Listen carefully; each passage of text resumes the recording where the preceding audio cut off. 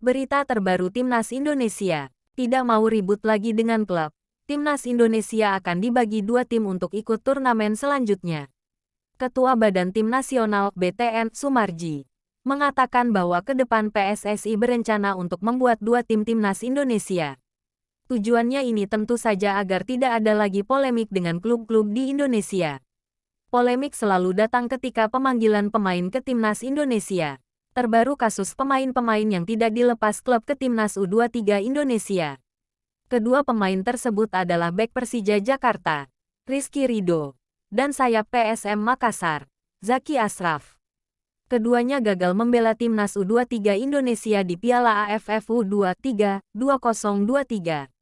Baik Persija dan PSM melarang dua pemainnya itu ke Timnas U23 Indonesia karena jadwalnya bentrok dengan Liga 1 2023/2024.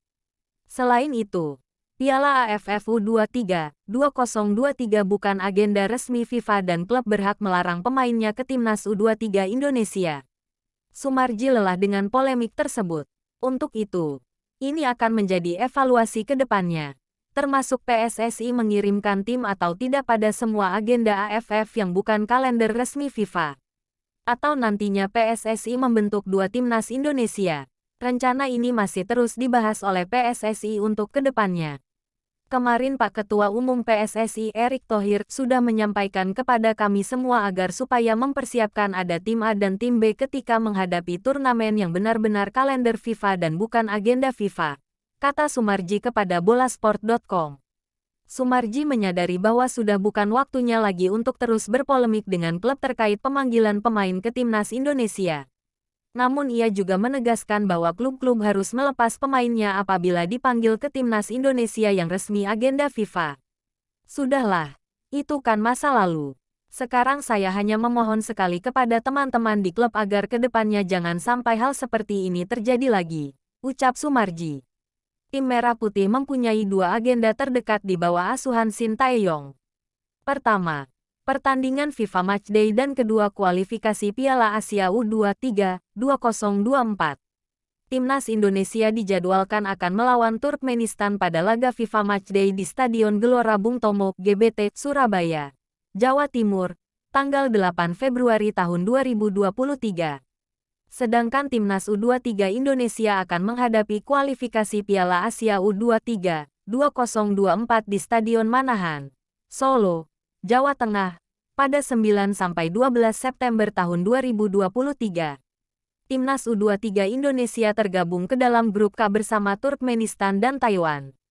Dua agenda ini masuk ke dalam kalender resmi FIFA. Shin Tae-yong juga sudah memanggil 27 pemain untuk mengikuti pemusatan latihan TC Timnas U23 Indonesia di Solo pada tanggal 4 September tahun 2023.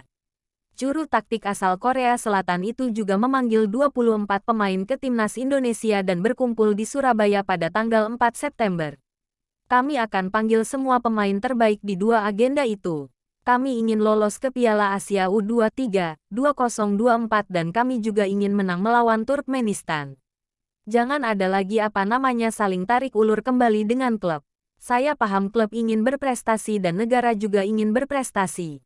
Kita harus berjalan beriringan dengan baik dan semuanya ingin mempersembahkan yang terbaik untuk sepak bola di negara kita, tutup Sumarji.